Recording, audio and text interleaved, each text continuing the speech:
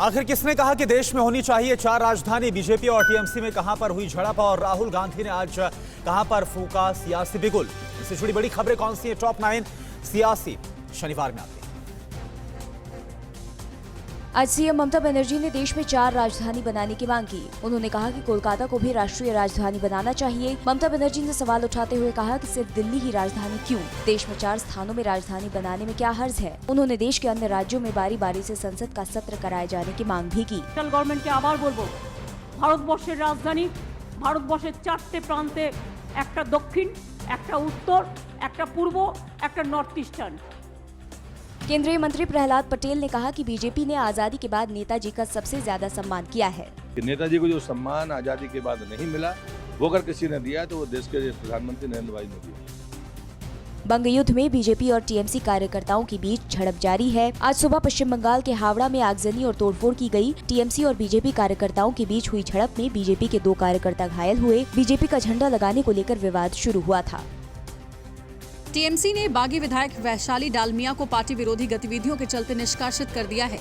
दिल्ली से विधायक वैशाली डालमिया ने कहा है कि टीएमसी में ईमानदार लोगों के लिए कोई जगह नहीं है। ये पता नहीं है ये किस तरह का ऑपरेटिंग सिस्टम है कि पार्टी की कोई फोन करके नहीं बताते हैं या कोई चिट्ठी आता नहीं है, क्या कुछ भी नहीं।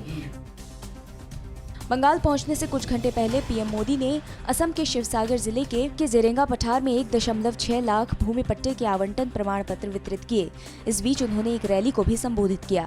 अपनी जमीन से जुड़ाव को कानूनी संरक्षण दिया गया। असम के गुवाहाटी में गृह मंत्री अमित शाह ने नेताजी सुभाष चंद्र बोस को उनकी 125वीं जयंती पर श्रद्धा सुमन अर्पित किए। इसके बाद वो मेघालय के शिलोंग पहुंचे, जहां उन्होंने पूर्वोत्तर परिषद की 69वीं बैठक को संबोधित किया। केंद्र का पूरा फोकस पूर्वोत्तर क्षेत्र की विकास योजनाओं पर है। 3 दिन के दौरे पर तमिलनाडु पहुंचे राहुल गांधी ने कोयम्बटूर में रोड शो कर शक्ति प्रदर्शन किया। राहुल ने आरोप लगाया कि पीएम मोदी तमिलनाडु की संस्कृति, भाषा और लोगों का सम्मान नहीं करते। That the Tamil people, the Tamil language and Tamil culture should be subservient to his ideas and culture.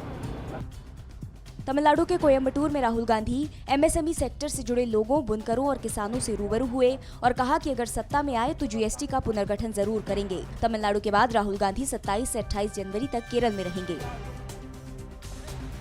Tamil Nadu में सियासी पारा उफान पर है। सीएम पलानीस्वामी ने भी कोयम्बटूर में मेगा रोड शो के जरिए शक्ति प्रदर्शन किया। यूपीए को तमिलनाडु में चित करने के लिए एआईएडीएमके और बीजेपी ने पूरी ताकत झोंकी हुई है। परवाह देश की, सोमवार से शुक्रवार रात 10 बजे TV9 भारतवर्ष पर।